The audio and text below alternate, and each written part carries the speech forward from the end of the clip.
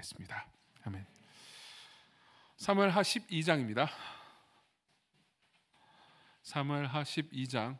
제가 어제 공지해드린 것은 15절부터 읽는 거였는데요.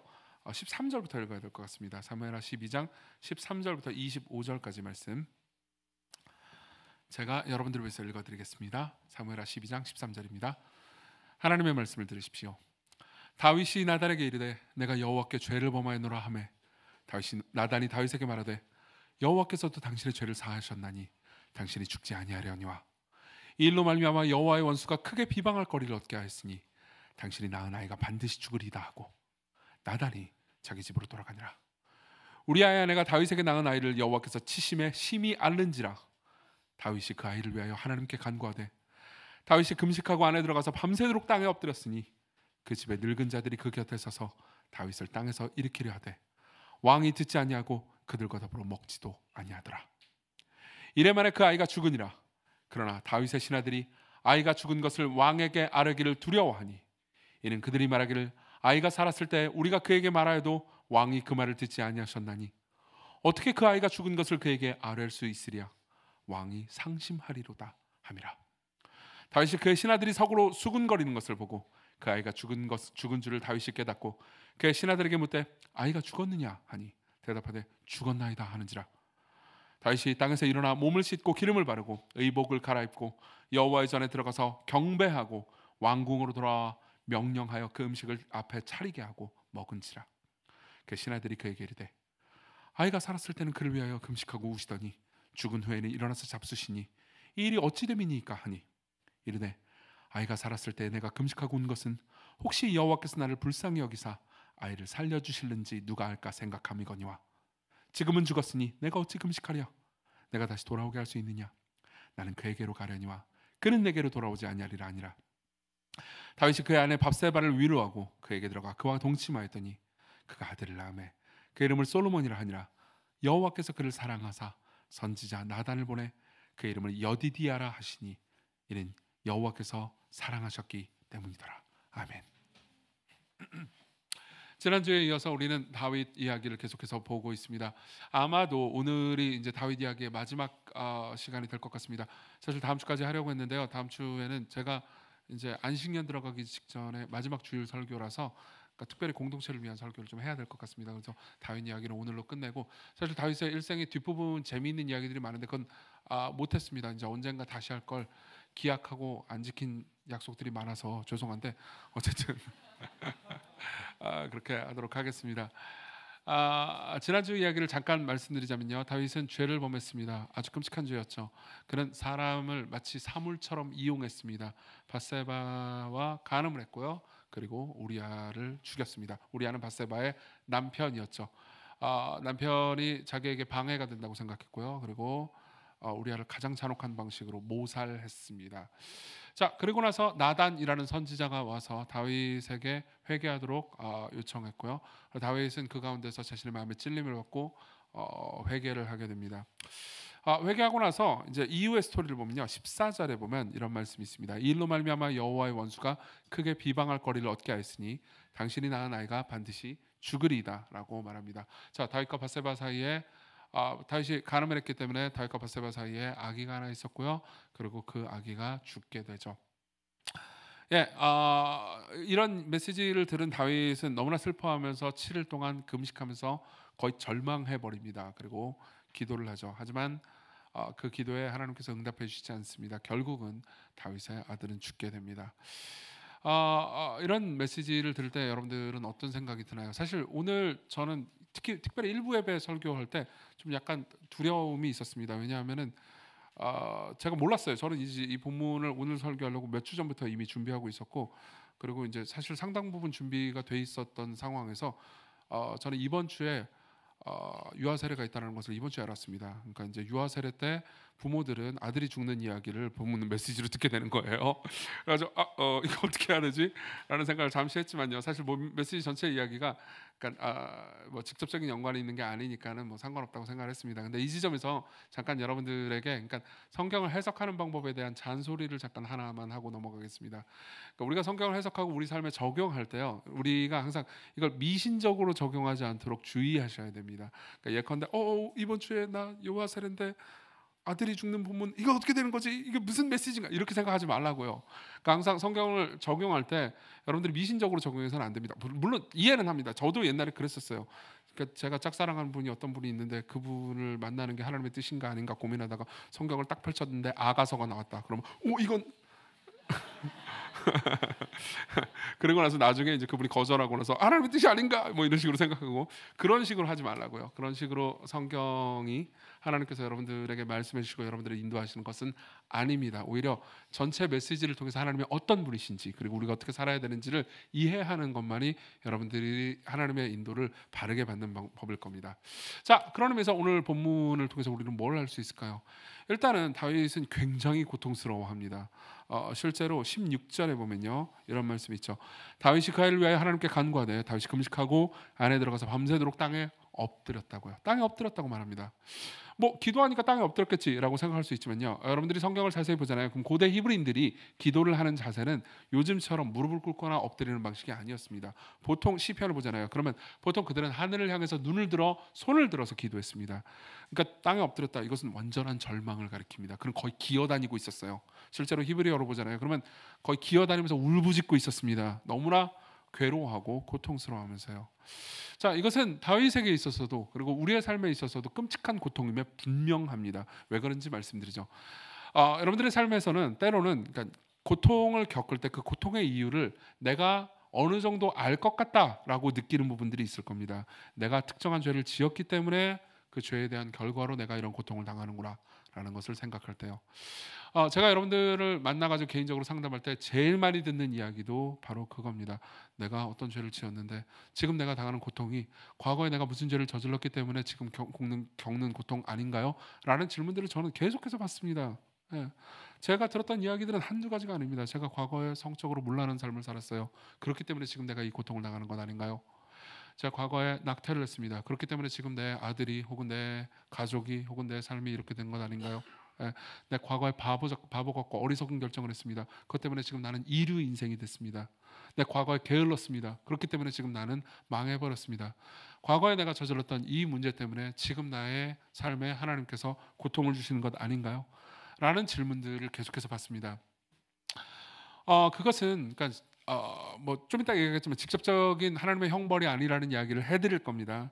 해드리긴 하겠지만은 그것을 알고 있는 저조차도 때로는 그렇게 느낄 만큼 우리의 삶에 강력한 공포로 작용합니다. 저도 그렇게 느낄 때가 많아요. 진짜입니다.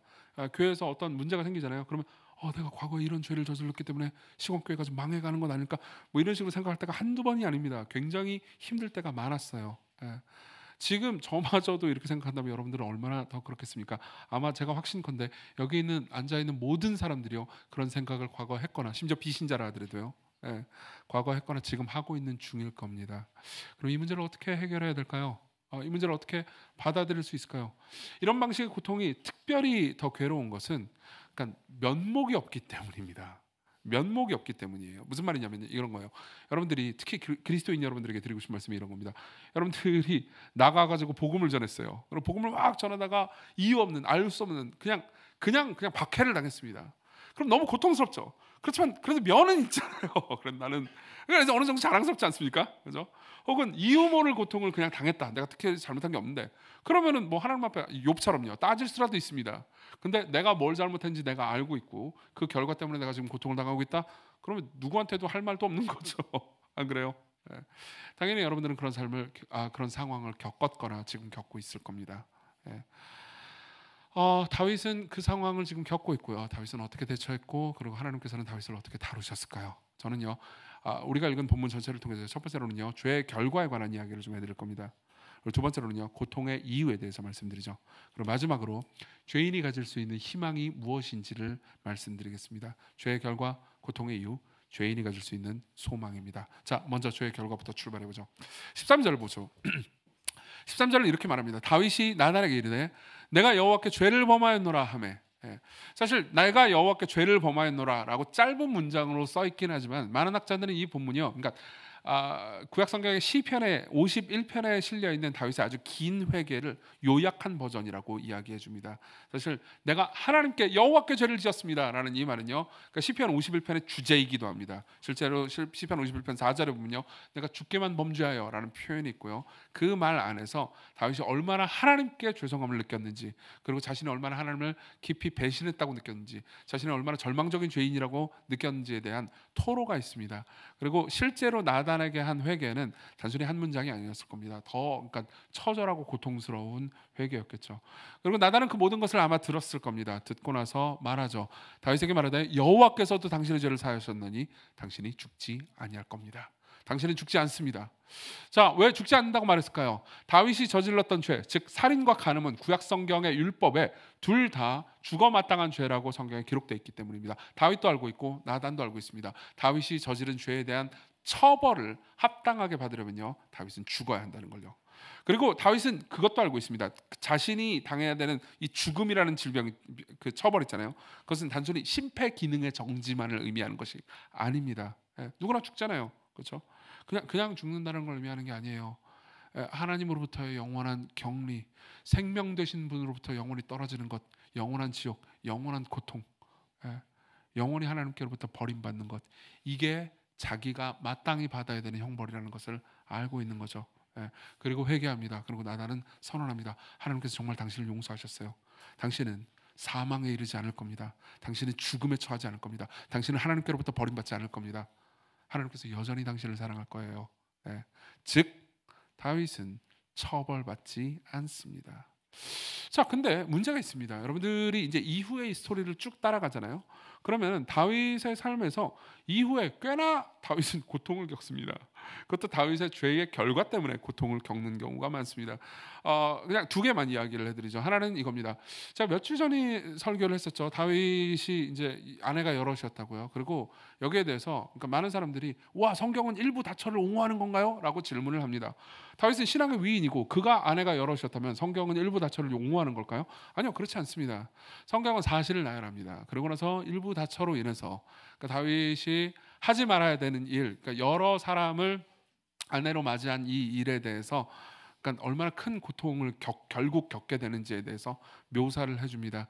우리가 그 다음 이야기로 넘어가잖아요. 우리가 앞으로 보지 못하겠지만 다음 이야기로 넘어가잖아요. 그럼 다윗의 아들 중에 하나인 암논이라는 아들이 배다른 다른 자매, 그러니까 아내가 여럿이었으니까 배다른 자매가 있었겠죠. 배다른 남매죠. 남매인 어떤 다말이라는 여인을 강간한 사건을 보게 됩니다. 아주 끔찍하죠. 남매끼리 강간한 거예요. 그리고 그것 때문에 그 이복 오빠인 그러니까 그냥 친오빠죠. 친오빠인 압살롬이 화가 나가지고 암논을 죽여버립니다. 이 모든 과정이 아주 끔찍하게 기록되어 있고요. 그리고 압살롬은 이 과정 중에서 다윗과 사이가 틀어지게 되고요. 압살롬은 결국 다윗에게 반역을 합니다. 그리고 그 반역이 얼마나 거대했던지 다윗은 또다시 왕궁에서 쫓겨나가지고 엄청난 고생을 하게 돼요. 물론 모든 것은 진압되기는 합니다. 하지만 다윗은 고통을 엄청나게 겪죠. 자신이 저지른 그러니까 여러 아내를 둔 그 죄 있잖아요. 그 죄에 대한 결과를 다윗은 맛보게 됩니다. 그뿐 아닙니다. 지난주에 이 자리에 계셨던 분들이라면요, 아마 다윗이 우리아를 어떤 방식으로 죽였는지를 기억하실 겁니다. 자신은 밧세바를 가지고 싶습니다. 그리고 하룻밤 가졌어요. 그러고 나서 밧세바는 그냥 하룻밤 만에 임신을 해버렸습니다.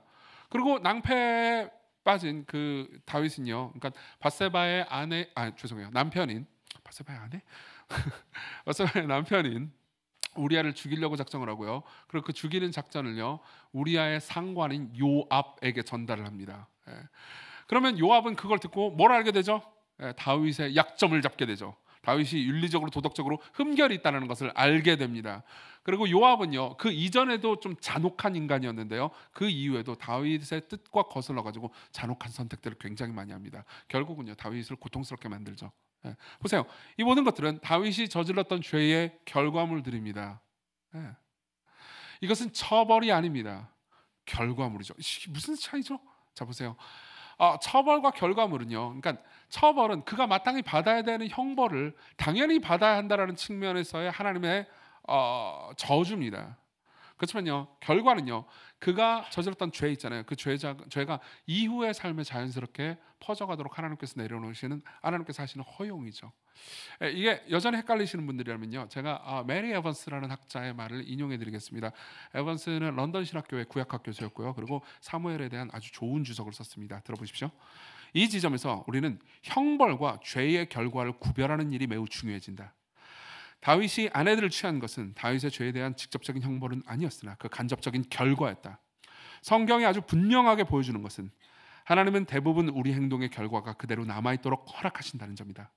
다윗 같은 일부 다처에서 상황에서 태어난 의붓 자식들과 배다른 형제자매 간의 분노, 질투, 살인, 강간은 그런 결혼 관계에 대한 형벌이 아니라 거기서 의례 비롯되는 결과다. 어떤 의미에서 다윗에게는 그 결과들과 함께 사는 것이 마땅히 받아야 되는 형벌보다 더 큰 형벌이었는지도 모른다. 무슨 말인지 이해되십니까? 예를 한번 들어보죠. 보세요.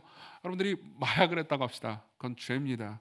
그리고 마약을 하고 나서 하나님께 회개하잖아요. 그럼 하나님께서는 여러분들을 영원한 형벌해 주지 않을 겁니다. 여러분들을 용서해 주실 거예요. 다시 하나님의 사랑을 받고 있다는 확신을 여러분들에게 주실 겁니다.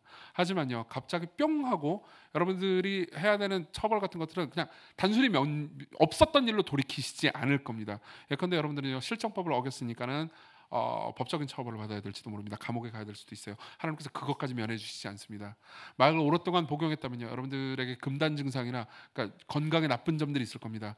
그걸 회복하는 데까지 시간이 걸리겠죠. 그리고 그 가운데 여러분들은 고통을 겪을 겁니다. 그 고통을 단순히 그냥 없애주시지 않는다는 거예요. 물론 하나님께서는 여러분들과 함께 하실 겁니다. 여러분들이 회개한다면 하나님께서 여러분들을 용서하실 거예요. 그래서 여러분들이 진짜로 회복될 수 있도록 뭐 법적인 처벌도 받고 그리고 의학적으로 고통을 당하긴 하겠지만 여러분들이 그 모든 것에서 벗어나서 완전히 망가진 인생을 사는 것이 아니고 새로운 인생을, 좋은 인생을, 그리고 더 힘찬 인생을 살 수 있도록 하나님께서 힘과 능력을 많이 공급해 주실 겁니다. 그리고 여러분들이 새 삶을 살 수 있게 될 거예요. 이전과는 다른. 그러나 그 과정 중에는 죄의 결과로 말미암은 고통이 있겠죠. 여러분들이 누군가를 죽였다고 합시다. 그러면요, 하나님께서 갑자기 나타나시고 내가 너를 용서한다 그러면서 넌 감옥에 가지 않아도 돼, 내가 대한민국의 사법 시스템 전체를 흔들어 버릴 거야, 이러지 않으실 겁니다. 여러분들은 결국은 감옥에 갈 수도 있고요, 그리고 죄에 대한 형벌을 받을 겁니다. 그렇지만 감옥에서도 여러분들이 어느 정도 그 죄의 결과를 견디고 고통스러워하는 과정 중에서도요, 여러분들이 피해자와 그 가족들에 대한 사과와 그리고 용서를 구하는 마음, 겸손한 마음을 서서히 가지게 될 거고요. 여러분들이 인생이 완전히 망가지지는 않도록 감옥 가운데서 여러분들이 처벌을 받는 가운데서도요, 하나님의 사랑을 계속해서 느끼면서 내세에선 완전한 사랑, 죄 없는 상태, 흠없는 상태를 갈망할 수 있도록 소망을 주실 겁니다. 여러분들 모두가 그러니까 사망이나 생명이나 천사들이나 권세자들이나 능력이나 높음이나 다른 어떤 피조물도 우리를 그리스도 예수 안에 있는 하나님의 사랑에서 끊을 수 없으리라, 나를 하나님의 사랑에서 끊을 수 없으리라라는 확신에 찬 고백을 하도록 새 인생을 살 수 있도록 도와주실 겁니다. 그렇지만요, 죄를 지었을 때 그 결과를 여러분들이 겪게 된다는 것은 변함없는 사실입니다. 이 얘기를 제가 왜 하는 걸까요? 자, 보십시오. 여러분들 중에서는 분명히 지금 삶에서 아직 마음으로만 남아있고 실제로 몸으로 실행하지 않은 죄의 계획이 있는 분들이 분명히 있을 겁니다. 어떤 사람이 실행으로 죄를 지으려고 하잖아요. 그럼 그 이전에 수없이 머릿속에서 그 죄를 짓기 위한 시뮬레이션을 돌립니다. 내가 갑자기 누군가 믿다고 그래가지고 칼 들고 확 그게 아니라고요. 그 사람이 죽여버리고 싶다 그러면서 막 욕하고 미워하고 머릿속으로 막 죽이는 상상을 하죠. 그리고 그게 발전되고 커집니다. 그러고 나서 칼을 드는 거예요. 간음을 하는 것도 마찬가지입니다. 그냥 머릿속으로는 음란한 상상만 할 뿐입니다. 그래도 되는 것 아닐까라고 생각합니다. 그리고 이 정도는 내가 뭐 그래도 이 정도는 요즘 시대가 뭐 조선 시대도 아닌데 이 정도는 괜찮지 않겠어? 라고 생각하면서요, 마음속으로 서서히 허용하고 여러분들은 상상력으로 죄를 짓습니다. 자, 그리고 어떻게 되죠? 실제로 죄를 짓는 거죠. 그리고 이게 여러분들 위협하는 이야기로 들리지 않기를 바랍니다. 저는요, 그 이후에 그렇게 실행으로 죄를 짓고 그리고 죄에 대한 결과 그리고 고통을 마주하는 사람들을 계속해서 보았습니다. 그렇다 하더라도 하나님께서는 여러분들을 용서하실 겁니다. 여러분들을 버리지 않으실 거예요. 이건 성경의 복음이 약속하는 바입니다. 하지만 여러분들은 죄의 열매를 맛보게 될 겁니다. 존 오웬이라는 신학자가 있고요, 제가 굉장히 존경하는 엄청난 영향을 받은 신학자입니다. 그 사람이 한 굉장히 좋은 말을 저는 항상 기억하고 있습니다. 죄를 죽여라. 그렇지 않으면 죄가 당신을 죽일 것이다. Be killing sin or sin will be killing you. 죄를 죽이십시오. 죄가 당신을 죽일 겁니다. 예. 그것은 자기 자신에게 고통을 남길 거고요. 가족들과 친구들에게 고통을 남길 겁니다. 다윗이 범한 죄가 그랬어요. 예. 여러분들이 아직 실행에 옮기지 않았지만 마음속으로 계획하거나 상상하거나 생각하고 있는 죄가 있다면요, 죽이십시오. 예. 멈추십시오. 기도하세요. 하나님께 이 죄를 이길 수 있는 힘을 달라고 제발 기도하십시오. 예. 하나님께서 그런 기도를 좋아하십니다. 예. 정말로 좋아하세요. 그리고 여러분들에게 힘을 주실 겁니다. 여러분들의 신뢰할 수 있는 공동체 사람들에게 오픈하십시오. 내가 이런 문제가 있고, 그리고 이런 마음에 죄가 있고, 저도 그렇게 합니다. 저도요. 예. 그리고 나를 위해서 기도해 줬으면 좋겠어. 그럼요, 그들이 여러분들을 위해서 기도해 줄 겁니다. 그리고 여러분들을 격려해 줄 겁니다. 여러분들 주변에요, 다윗 시리즈 설교 들으면서 계속해서 여러분들의 친구에 대한 이야기를 들었죠? 여러분들 주변에 요나단과 나단을 찾으십시오. 그리고 함께 하세요. 예. 자, 이게 죄의 결과입니다. 두 번째로 넘어가죠. 고통의 이유입니다.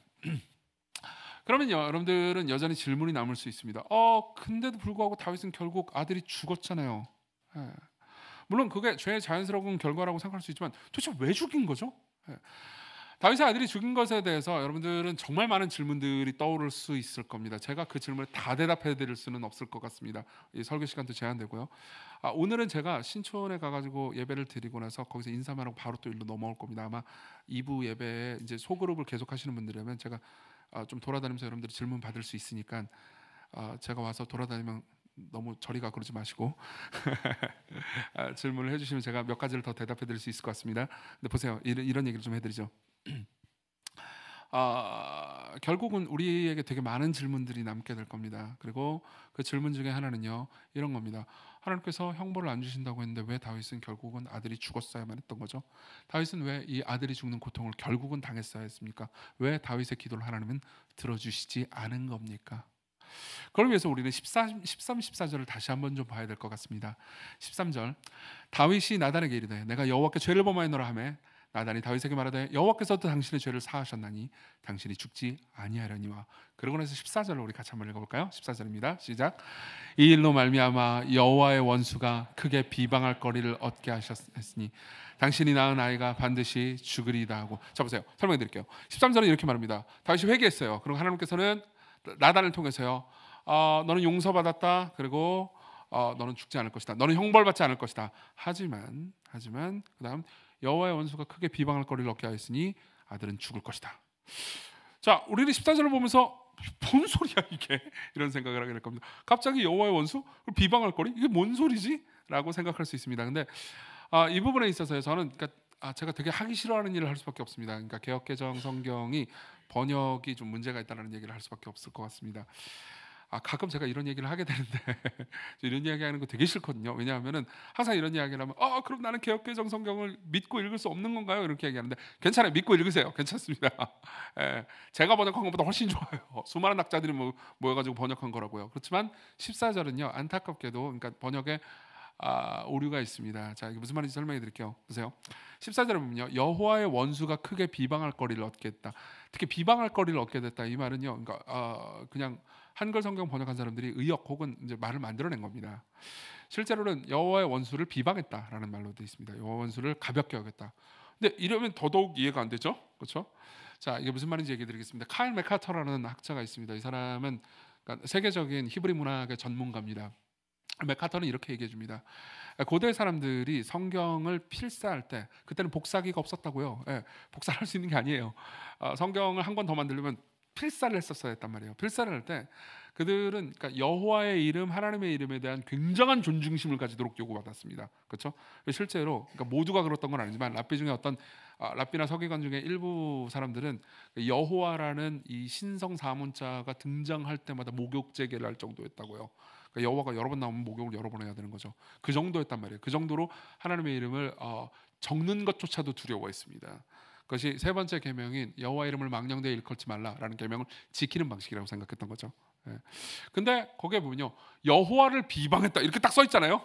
그럼 너무 세잖아요. 이 말은 감히 이런 신성 모독적인 글을 내가 써도 되나라는 두려움 가운데 이 내용을 완화시키기 위해서 원수라는 단어를 살짝 끼워 넣었다는 거죠. 무슨 말인지 이해되십니까?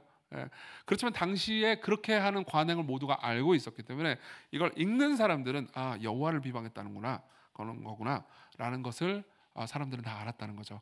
그래서 실제로 정말 많은 성경의 번역본들이 그렇게 번역을 합니다. 우리나라 말로는 여호와의 원수가 비방할 거리를 얻게 됐다 이렇게 복잡하게 번역했잖아요. 이해하기도 어렵게. 근데 예컨대 여러분들이 공동 번역 성서 한국말로 번역된 겁니다를 보면요. 하지만 임금님께서 여호와를 얕보셨으니 이렇게 번역됐다는 것을 알 수 있습니다. 외국의 많은 번역본들도 그렇게 합니다. NIV나 ESV도요. 다만 왕께서 이 일로 하나님을 몹시 업신여겼다 이런 식으로 번역이 됐다는 것을 알 수 있습니다. 관심 있으시면 다른 번역본들도 한번 찾아보시면 좋겠습니다. 보세요. 그러면 핵심은 이거죠. 나는 이렇게 말하고 있는 겁니다. 당신은 용서받았습니다. 그리고 당신을 향한 처벌은 없을 겁니다. 하지만 문제가 하나 있습니다. 당신은 지금 하나님을 굉장히 함부로 대했습니다. 그리고 하나님을 계속해서 함부로 대하는 것 때문에 당신은 우리아를 함부로 대해서 내가 죽여도 되는 인간이라고 생각했던 거예요. 나는 왕이니까, 그렇죠? 그리고 밧세바를 보면서 내가 취해도 되는 여자라고 생각했던 겁니다. 즉 원래 다윗과 다르게 망가져 있는 거죠. 예. 원래 다윗은 어떤 사람이었습니까? 원래 다윗은요, 여러분들이 삼손과 맞서던 그 다윗을 생각하면 작고 연약하고 아무것도 없지만 하나님을 신뢰하는 겸손한 사람이었습니다. 그 다윗이었다고요, 그렇죠? 그런 사람들과 친구가 될 수 있었습니다. 자기의 부하라고 해가지고 함부로 대하는 사람이 아니었어요. 그런 기도하는 눈물을 가지고요 엎드릴 수 있는 사람이었고요, 사람들에 대해서 평등하게 대하면서 친구가 될 수 있는 사람이었다고요, 그렇죠? 그래서 다윗은 친구가 많았습니다. 늘 그 친구들이 다윗을 지켜줬죠. 하지만 이 지점에서요 다윗은 왕권을 가집니다. 서서히 왕권을 가지고요 강해지고 또 강해집니다. 다윗은 이제 명령할 수 있는 존재가 됩니다. 지난주에 이 자리에 계셨던 분들이라면요, 다윗이 이 모든 죄를 지을 때 사람들을 계속해서 보내다라는 말이 강조됐다는 것을 기억하실 겁니다. 그는 사람들을 움직일 수 있습니다. 그는 하나님의 형상들을 장기알처럼 굴릴 수 있습니다. 그리고 그것이 서서히 당연해지고, 그리고 그 모든 것이 당연해지면 삶의 마음의 습관이 되죠. 그렇죠? 그럼 어떻게 되죠? 죄를 밥 먹듯이 짓게 될 겁니다. 네. 여러분 보십시오. 어떤 사람이 어떤 특정한 나쁜 죄를 짓는 것은요, 그 이면에 수년 혹은 수십 년 동안 쌓여왔던 일종의 잘못된 마음의 습관, 죄의 습관이 있다는 것을 알고 계십니까? 어떤 사람이 큰 거짓말을 했다고 합시다. 그렇죠? 예를 들면 학력 위조를 했다거나 하여튼 큰 거짓말을 했다고 합시다. 그럼 왜 그런 일이 발생할까요? 그냥 잘 살다가 어느 날 갑자기 그냥 큰 거짓말을 친 걸까요? 아니요, 그렇지 않습니다. 자신이 인정받고 싶어서, 혹은 자신이 버림받을까 봐 너무 두려워서 사실을 말하는 것을 주저했던 오랜 기간 동안의 마음의 습관이 쌓이다가 결국은 큰 죄를 저지르는 겁니다. 어떤 사람이 성적으로 계속해서 문란한 삶을 산다고 합시다. 그러면 어느 날 갑자기 툭 하는 걸까요? 아니요, 그렇지 않습니다. 어떤 사람이든 내가 이용할 수 있는 존재라는 마음의 교만이요 조금 했지만 아무것도 아니었어요. 근데 잘하고 또 잘합니다. 그러면요 그것이 삶의 습관이 되어버리죠.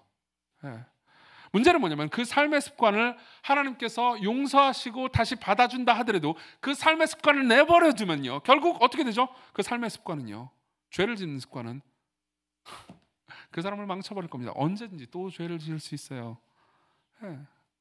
보세요. 제가 전 당뇨는 없습니다. 이렇게 뚱뚱해도 당뇨는 없어요.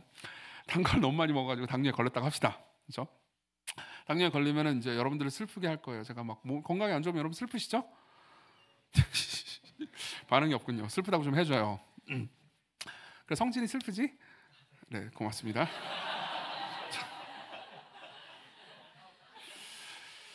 자, 그럼 사실 저는 저의 방탕한 삶 때문에 성진이한테 죄를 지은 거겠죠. 나쁜 짓을 한 거겠죠. 그런데 성진이가 저한테 얘가 좀 이상하긴 하지만 어쨌든 저를 너의 죄를 사하노라 했다고 합시다.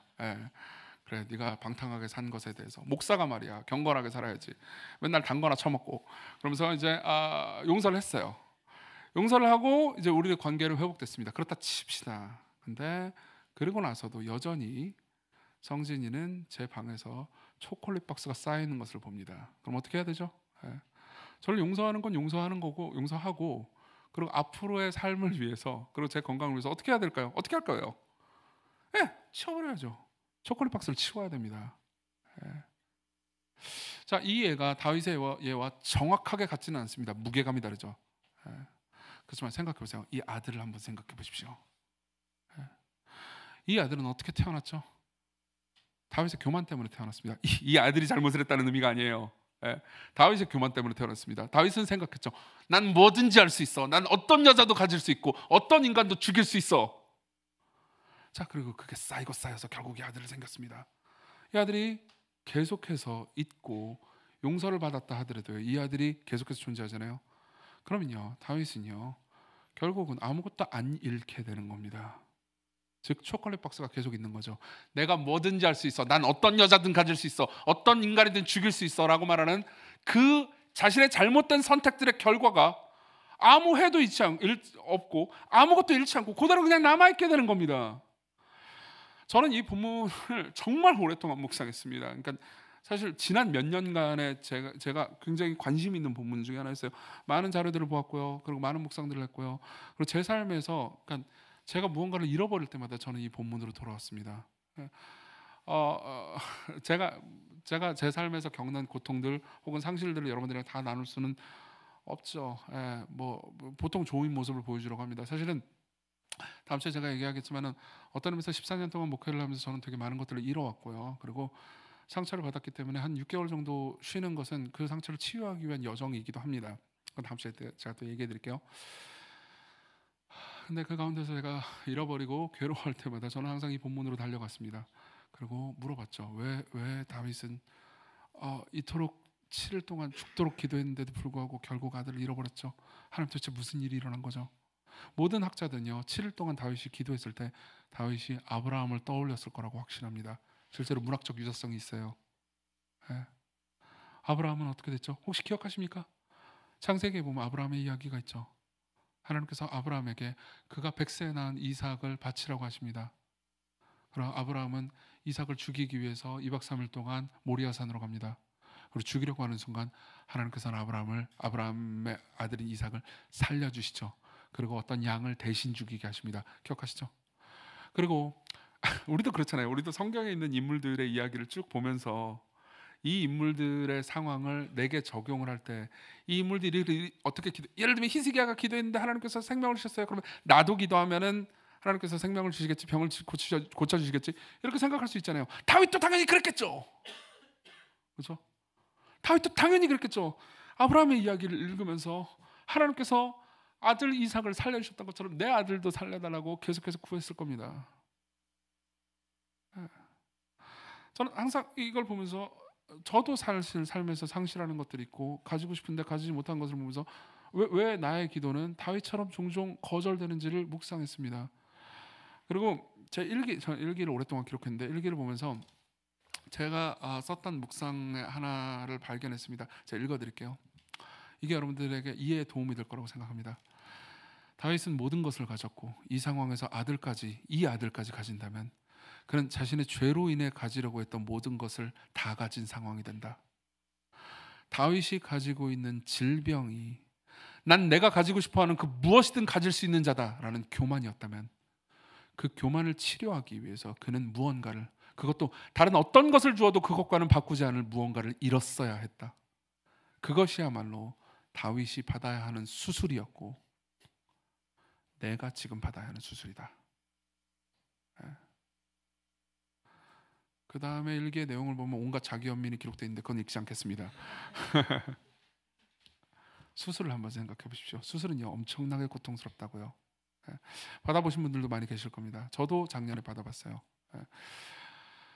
저는 쓸개가 없어요. 쓸개 빠진 남자죠. 보세요. 작년에 그러니까 뭐 담낭 제거술이 그렇게 엄청난 수술은 아니에요. 근데 그래도 수술하기 직전에 무섭잖아요. 그래서 블로그에 엄청 찾아본다고요. 그래가지고 담낭 제거술 후기 이렇게 보는 거죠.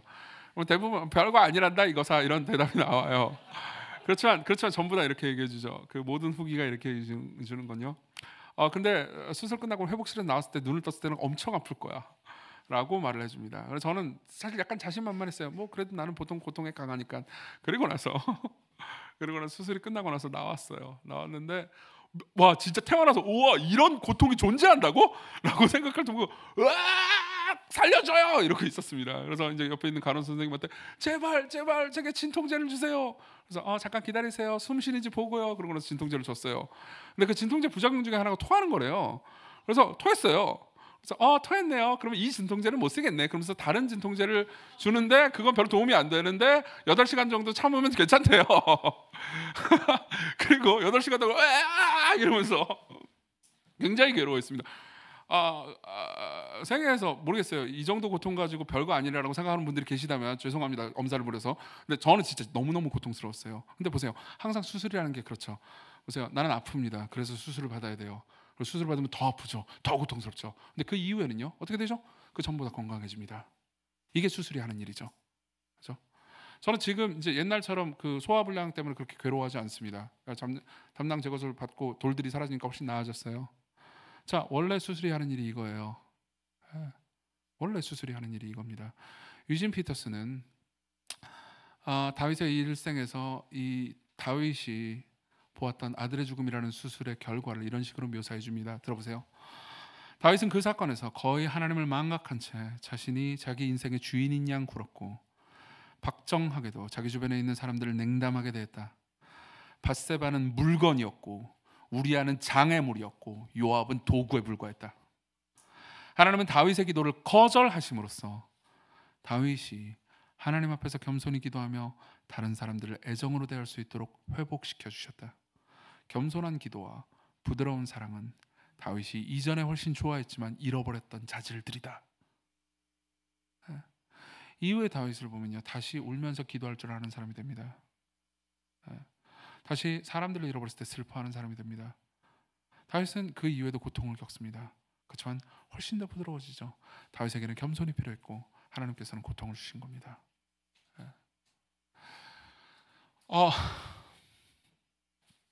여기 계신 분들 중에서 그 수술 한가운데 있는 분들도 계실지 모르겠습니다. 저는 여러분들에게 이 모든 것에 대해서 모르고 얘기하는 사람으로 남기를 원치 않습니다. 저도 그런 일들을 많이 겪었고요.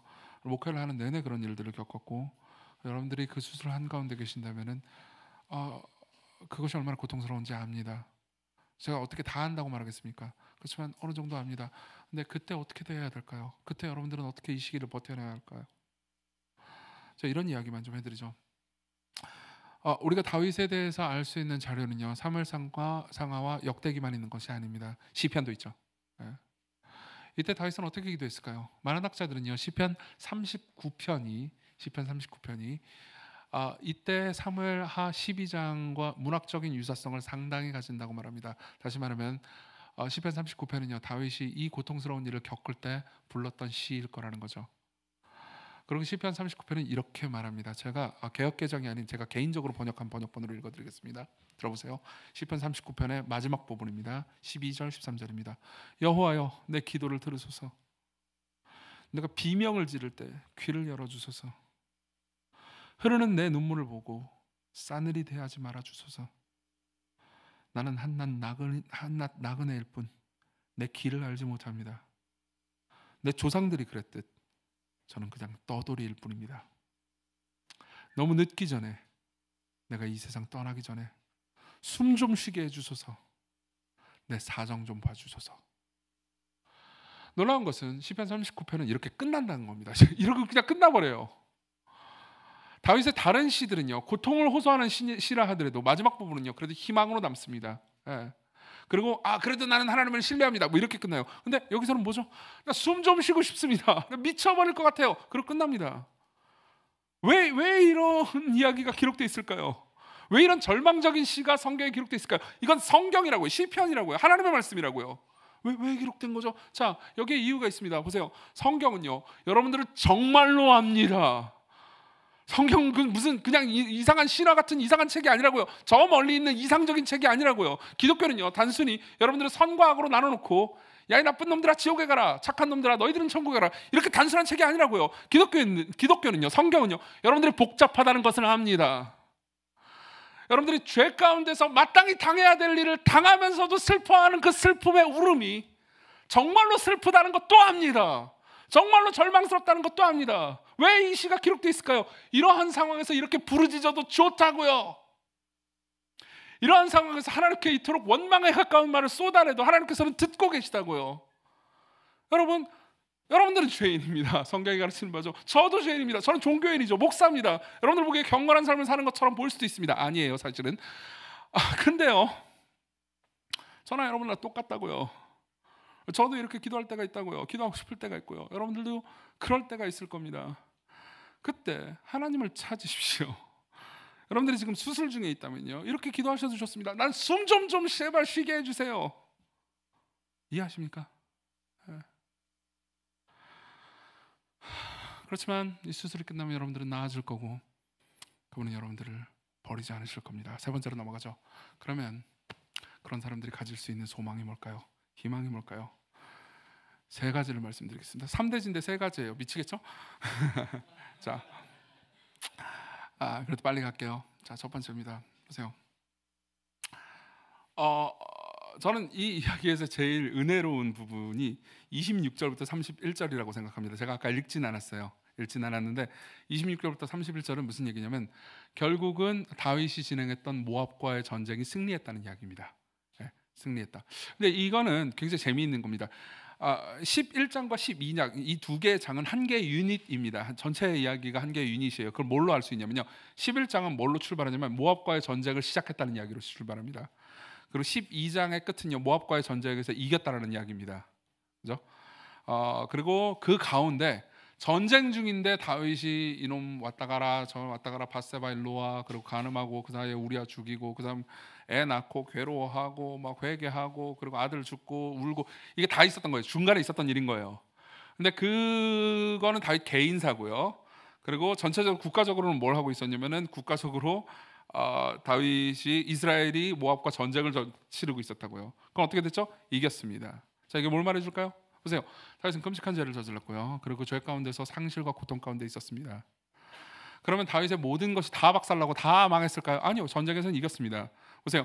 지금 우리는 지금 다윗의 개인사를 성경을 통해서 알고 있으니까 다윗 이때의 이야기가 다윗의 죄와 회개만 그리고 고통과 슬픔만 있는 것처럼 보이지만요, 당시에 여러분들이 이스라엘 백성이었잖아요. 그럼 다윗의 개인사 따위를 알 게 뭐예요? 우리아가 누군지 밧세바가 누군지 어떻게 합니까? 그죠? 그냥 우리나라는 전쟁 중인데 이겼대. 잘 됐네. 요즘 분위기 좋군. 이렇게 생각했을 겁니다. 맞죠? 네. 자, 이게 여러분들이 생각할 수 있는 첫 번째 희망입니다. 그분은요, 우리의 사정을 보실 수 있습니다. 그분은 우리에게 때로 징계를 하더라도요, 우리의 사정을 봐주신다고요. 네. 여기서 제가 만일 하나님이었잖아요. 제가 만일 하나님이고, 이런 상상은 되게 불경한 상상이지만 제가 만일 하나님이고 다윗이 이딴 짓을 나한테 했다. 실제로 하나님께서는 다윗에게 정말 많은 걸 주셨습니다. 이렇게 말씀하실 정도였다고요. 하나님께서 네게 이것저것이 더 필요했으면 더 주었으리라. 근데도 불구하고 다윗은 교만하게 하나님을 배신했어요. 그럼 저 같으면 어떻게 했을까요? 다 망하게 했을 겁니다. 전쟁도 다 지고 병도 추가. 그죠? 네. 근데요, 하나님께서는 다윗에게 꼭 필요한 수술을 행하시는 동시에 다윗이 삶이 그리고 그 이후의 왕위가 위태하지 않도록 그 모든 사정을 보고 계세요. 자, 그리고 그것이 여러분들이 희망할 수 있는 겁니다. 여러분들이 삶에서 죄를 짓고요, 때로는 그 죄의 결과 때문에 괴로움을 당할 수도 있습니다. 그러면 사람들은 두려움을 가지게 되죠. 이것 때문에 모든 게 망하지 않을까? 아니에요. 그렇지 않아요. 네, 그렇지 않습니다. 여러분들의 삶에서 여러분들이 기도하지 않은 것들도 하나님께서 여러분들에게 꼭 필요하다고 생각하시면 주십니다. 다시 한번 똑같은 문장을 다시 한번 말씀드리죠. 여러분들이 기도하지 않았다 하더라도요, 여러분들의 삶에 하나님께서 꼭 필요하다고 느끼시는 것이 있다면 반드시 주실 겁니다. 이미 여러분들은 그러한 은혜 가운데 살고 있어요. 여러분들이 지금 가지고 있는 거, 누리고 있는 거 다 여러분들이 기도해서 얻었나요? 네. 여러분들 중에서 먹고 사는 게 딱히 그렇게 걱정되지 않는 분들도 있을 겁니다. 그것 때문에 기도 열심히 하셨나요? 아니요. 아니었을 겁니다. 평상시 기도 거의 안 하는 분들도 행복하게 잘 살잖아요. 대체로. 안 그래요? 네. 왜요? 하나님께서 여러분들의 사정을 돌보시기 때문입니다. 많은 청년들이 저한테 이렇게 질문합니다. 네. 결혼기도 어떻게 해야 돼요? 목사님 결혼기도 어떻게 했어요? 저는 거기에 대해서 대답할 말이 없습니다. 안 했거든요. 한 번도 한 적이 없어요. 근데 하나님께서 좋은 아내를 주셨죠. 이게 그러니까는 결혼기도를 안 해도 된단다, 이딴 결론으로 나면 안 되잖아요. 그렇죠? 네. 그냥 불쌍하니까 죄인인데도 주신 거죠. 물론 그게 한 여자에게는 고통이었겠죠. 보세요.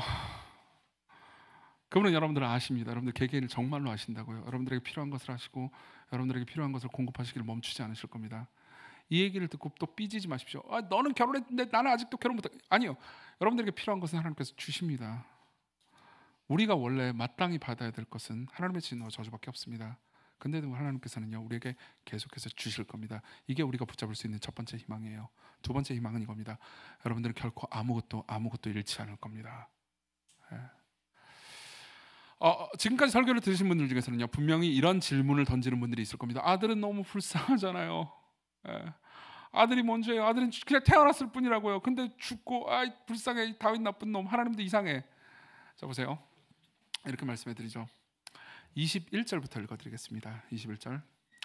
그 신하들이 그에게 이르되 아이가 살았을 때는 그를 위하여 금식하고 우시더니 죽은 후에는 일어나서 잡수시니 이 일이 어찌 됨이니까 하니 이르되 아이가 살았을 때 내가 금식하고 온 것은 혹시 여호와께서 나를 불쌍히 여기사 아이를 살려주실는지 누가 알까 생각함이거니와. 23절 같이 읽겠습니다. 시작.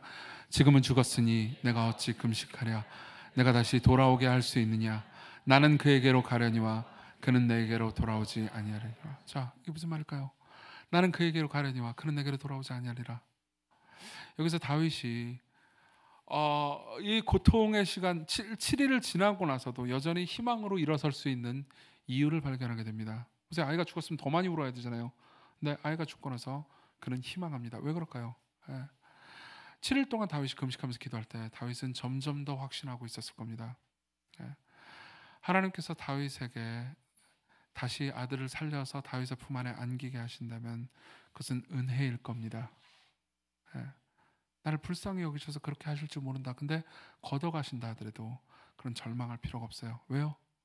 나는 그에게로 가려니와 그는 내게로 오지 아니하리라. 그는 다시 살아나지 않는다는 거죠? 나는 그에게로 갈 겁니다. 그럼 다윗이 죽고 나면 어디로 갈까요? 다윗이 죽으면 어디로 갈까요? 다윗은 알고 있습니다. 자신이 죽으면 자신의 죄에도 불구하고 하나님께서 자신을 다시 품에 안아주실 거라는 것, 자기가 천국에 가서 하나님과 영원한 영생을 기쁨으로 누릴 거라는 것을 다윗은 확신하고 있습니다. 어떻게 그걸 아냐고요? 시편에 나와 있어요. 역시 이 본문과 문학적 유사성을 가진 시편이 또 하나 있습니다. 시편 16편이죠. 시편 16편을 보면요, 다윗이 자신이 죄인임을 아는데도 불구하고 이렇게 고백하는 부분이 나옵니다. 들어보십시오. 내가 여호와를 항상 내 앞에 모시며 그가 나의 오른쪽에 계심으로 내가 흔들리지 아니하리로다. 이러므로 나의 마음이 기쁘고 나의 영도 즐거워하며 내 육체도 안전히 살리니. 그 다음 잘 들어보십시오. 이는 주께서 내 영혼을 스올에 버리지 아니하시며 지옥에 버리지 아니하시며 주의 거룩한 자를, 자기 자신을 가리키는 거예요, 멸망시키지 않으실 것임이니이다. 주께서 생명의 길을 내게 보이시리니 주의 앞에는 충만한 기쁨이 있고 주의 오른쪽에는 영원한 즐거움이 있나이다. 자 보세요. 7일 동안 무슨 일이 일어났을까요? 다윗은 살려달라고 울부짖습니다. 하나님, 내가 잘못했습니다. 근데 아들을 살려주세요. 그리고 그 과정 중에서 다윗은요, 하나님께서 자신을 용서해 주셨다는 것 역시 확신합니다. 그리고 자신이 이렇게 큰 죄를 저질렀지만 하나님께서 결국은 자신을 끌어안아 주실 거라는 것, 자신을 데려갈 거라는 것을 알고 있습니다. 그리고 7일 동안 간절히 아기가 살기를 바랬지만 아기가 죽는다 하더라도 하나님의 품 안에서 영원히 안기리라는 건 역시 같이 확신하는 거죠. 여러분, 여기 계신 분들 중에서 아마 이부 예배는 청년들이 대부분이니까요. 그래서 장년들이 있으니까 제가 이런 얘기를 해드리죠. 여기 계신 분들 중에서 과거에 유산이나 혹은 낙태나 여기는 죄나 혹은 고통이 있죠. 혹은 누군가 정말 어렸을 때 죽은 누군가 때문에 지금 슬퍼하는 분들이 계시다면요, 제가 그에 대한 성경적 근거를 다 말해줄 수는 없습니다. 여기 말고도 굉장히 많은 성경적 근거들이 있어요. 그걸 나중에 시간 되면 얘기해드리겠습니다. 다 말해줄 수는 없지만요, 여러분들은 확신하셔도 좋습니다. 그 아이를 여러분들이 다시 만날 수 있다는 것을요. 여러분들은 다시 만날 수 있습니다. 하나님께서는 그렇게 죽은 아이들을 기쁨으로 천국으로 받아주십니다. 그들을 거듭나게 하십니다. 그들에게 새 생명을 주십니다. 그리고 그들은 영원히 안식할 겁니다. 여러분들은 꼭 그 아이를요 불쌍하게 생각할 필요가 없습니다. 솔직히 생각해보세요. 여러분들은 살 만큼 살았잖아요. 20살 넘었으면 살 만큼 살았죠. 살 만큼 살면서 여러분들이 저한테 맨날 하는 말이 뭐예요? 그만 살고 싶어요. 왜 살아야 되죠? 사는 이유를 모르겠어요. 하나님께서 나를 걷어가셨으면 좋겠어요. 나한테 100억을 주시든지 아니면 목숨을 끊어가 주세요. 맨날 저한테 이렇게 얘기하면서 불평하잖아요. 그죠? 왜요? 삶이 고통스러우니까요. 이 아이는 고통스러운 삶을 보지 않고 그분 안에 바로 거했다고요. 정작 이 아이는 하늘에서 여러분들을 보면서 니들이 왜 나를 이렇게 생각할지도 모릅니다. 그런 하나님의 품에 안겼고 다윗은 확신하고 있습니다. 다윗은 자신이 결코 이 아들을 잃지 않으리라는 것을 확신할 수 있습니다. 다윗은 결코 이 아들을 잃지 않습니다. 지금 잃지요. 그렇지만 자신이 죽으면 하나님의 품에 안기게 될 거고, 그리고 다윗은 자신의 아들을 보게 될 겁니다. 상상력을 약간 동원해보자면 이렇죠. 다윗은 아들을 보고 말할 겁니다. 내 죄 때문에 네가 죽었구나. 그럼 아들은 아마 이렇게 말할 겁니다. 아니요. 내 죄 때문에 하나님의 아들이 죽었습니다. 나는 아버지를 용서해요. 그리고 사랑합니다.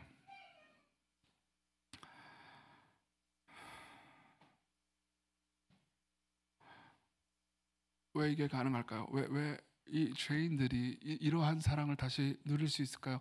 여러분들이 무엇을 잃게 되든 여러분들이 결코 아무것도 잃지 않게 될 겁니다. 여러분들이 결국 다시 돌려받게 될 거예요. 이게 왜 가능할까요? 여러분 그걸 알고 계십니까? 이 다윗의 7일 동안의 고통스러운 기도는요, 겟세마네의 예수님의 기도와 굉장히 유사하다는 것을. 예. 다윗은 뭘 구하고 있죠? 아들을 내게서 가져가지 말아달라고 구하고 있습니다. 맞죠? 예수님은 겟세마네 동산에서 뭘 구하고 있죠? 저는 옛날에 겟세마네 동산의 기도를요 잘못 이해했을 때는 예수님께서 그냥 나 십자가 안 달리고 그냥 죽지 않게 해주세요 이렇게 고통스러워하는 건 줄 알았습니다. 아파 이런 건 줄 알았어요. 근데 아니었어요. 제가 마태복음과 성경의 본문을 이해하면서 예수님께서 진짜로 두려워했던 것은 십자가에서의 육체적 고통이 아니었다는 것을 알게 됐습니다. 그분은 이제 아버지로부터 버림받을 겁니다. 그분은 이제 십자가에서 고통당하면서 엘리 엘리 라마 사박단이라고 외치실 겁니다. 그분은 자신이 가장 사랑했던, 그리고 창세전부터 사랑받는 그 아버지를 잃으실 겁니다. 그러면 예수님께서 겟세마네 동산에서 기도하신 내용은 뭐죠? 아버지 제발, 아버지 나를 떠나지 말아 주십시오. 내가 아버지를 잃지 않게 해 주십시오. 보세요, 다윗은 내게 아들을 걷어가지 마십시오 라고 기도하고 있고, 예수님은요 내게 아버지를 걷어가지 마십시오 라고 기도하고 있습니다. 둘 다 응답받지 못했죠. 그렇지만 차이가 하나 있습니다. 다윗은 자신의 죄 때문에 기도하고 있습니다. 예수님은 예수님의 죄 때문에 기도하고 있는 것이 아닙니다. 예수님은 우리의 죄 때문에, 다윗과 다윗의 아들의 죄 때문에 기도하고 있습니다. 그리고 그분도 응답하지 못했죠. 그리고 그분은 십자가에 달리십니다. 그분은 아버지의 사랑으로부터 버림받고 있습니다. 네, 맞아요. 다윗의 아들이 죽었기 때문에 다윗이 살아난 게 아닙니다. 하나님의 아들이 죽었기 때문에 다윗이 살아났고, 하나님의 아들이 죽었기 때문에 다윗의 아들도 영원히 안식할 수 있게 됐죠. 여러분들 모두가 그렇습니다. 우리는 우리의 죄 때문에 죄의 결과를 마주하지만 우리는 영원히 버림받지 않을 겁니다. 우리의 죄 때문에 하나님의 아들이 죽었기 때문에, 우리의 죄 때문에 하나님의 아들이 아버지의 사랑을 잃었기 때문에 우리는 아버지의 사랑을 잃지 않게 될 거예요. 여러분들은 그 어떤 것도 잃지 않습니다. 여러분들이 가지고 싶어 했던 것, 여러분들이 원했던 것, 여러분들이 상실했던 그것을 통해서 얻고 싶었던 그 궁극적인 것은 무엇인지 모릅니다. 저는 몰라요. 여러분들 다 다르겠죠. 그렇지만 여러분들은요, 마지막 날에 아버지의 사랑 안에서 그들 중에서 내가 가지고 싶었던 것 중에서 그 어떤 것도 잃지 않았다는 것을 확신하게 될 겁니다. 단순히 아들을 만난다는 게 아니에요. 그 이상으로 여러분들은 모든 것을 가지게 될 거예요. 마지막 세 번째입니다. 하나님의 선한 계획은 결코 좌절되지 않습니다. 24절부터 25절 읽어드리겠습니다. 다윗이 그의 아내 밧세바를 위로하고 그에게 들어가 그와 동침하였더니 그가 아들을 낳음에 그 이름을 솔로몬이라 하니라. 여호와께서 그를 사랑하사 선지자 나단을 보내 그 이름을 여디디아라 하시니 이는 여호와께서 사랑하셨기 때문이라. 이게 무슨 말인지 아십니까? 보세요. 다윗은 이제 밧세바를요 도구 취급하지 않습니다. 이제 하룻밤 정욕을 채우기 위한 도구 취급하지 않아요. 이제 다윗은 밧세바를 위로합니다. 그리고 인생을 책임지기로 하죠. 그리고 하나님께서는요 아들이 죽었지만 새로운 아들을 주십니다. 다윗은 이름을 솔로몬이라고 지었어요. 근데 하나님께서 이 아들의 이름을 새롭게 지어주시죠. 여디디아, 하나님의 사랑받는 자. 이게 의미하는 바가 뭔지 아십니까? 보세요. 여러분들이 신약 성경을 보잖아요. 그러면 다윗의 죄 때문에, 특별히 마태복음 1장에 보면요, 다윗이 우리아의 아내에게서 솔로몬을 낳았다는 표현이 나옵니다. 다윗이 다윗의 아내가 아니고 우리아의 아내로부터요. 다윗이 죄를 범한 걸 그냥 기록해 버리고 있어요. 그죠? 다윗의 죄와 이 끔찍한 살인과 모든 고통 가운데서 솔로몬이 나왔다는 것을 알게 됩니다. 자, 솔로몬은 죄의 열매입니다. 맞죠? 그러나 그것이 시간이 지나고 솔로몬은 이후에 누군가 나오고 누군가 또 나옵니다. 그리고 그 결과 어떻게 됐죠? 그 혈통에서 예수님이 오십니다. 그 안에는 수많은 죄들이 있었지만 하나님께서는 그 수많은 죄들이 하나님의 계획을 방해한다 하더라도 결코 좌절되지 않으시고 그 수많은 죄를 헤쳐나가셔서 가장 위대한 선으로 우리를 이끌어 가세요. 이게 여러분들에게 의미하는 바가 뭔지 아시겠습니까? 여러분들 삶에서 이런 생각을 할 겁니다. 내가 과거에 이 죄를 저질렀기 때문에 내 삶은 이제 이류 인생이 됐어. 내 과거에 이렇게 실수했기 때문에 내 삶은 망가졌어. 내 과거에 이런 잘못을 저질렀기 때문에 지금 나는 더 나은 삶을 살 수 있었는데 그렇게 살지 못해. 여러분, 그렇게 생각하지 마십시오. 여러분들은 하나님의 계획을 망칠 수 없습니다. 심지어 여러분들이 여러분들의 삶을 망치기 위해서 세웠던 나쁜 계획조차 하나님의 계획을 망칠 수는 없습니다. 여러분들이 죄를 지으면 그 결과를 마주하게 될 겁니다. 그리고 그것은 때로 고통스러울 겁니다. 그것은 어떨 때는 수술일 겁니다. 그렇지만 그 모든 과정을 통해서 여러분들이 보게 되는 것은 가장 위대한 선한 계획이고, 여러분들은 여러분들을 위해서 계획한 하나님의 놀라운 위대한 선을요 마주하게 될 겁니다. 그것이 어떤 것인지 저는 모릅니다. 그렇지만 확신하고 희망할 수 있습니다. 하나님은 죄에 의해서 좌절되는 분이 아니십니다. 그분은 여러분들을 부르십니다. 그분은 정말로 여러분들을 사랑하신다고요. 그리스도께로 오십시오. 그분이, 여러분들이 그분 안에 거한다면 여러분들은 죄 때문에 좌절할 이유가 없습니다. 여러분들은 회개해야 합니다. 여러분들은 돌이켜야 합니다. 죄를 지을 뿐이라면 그만두십시오. 그러나 하나님은 여러분들을 선하게 인도하십니다. 여러분들이 어떤 상황이 있든 그분은 여러분들을 버리지 않으십니다. 같이 찬양 부릅시다. 내 평생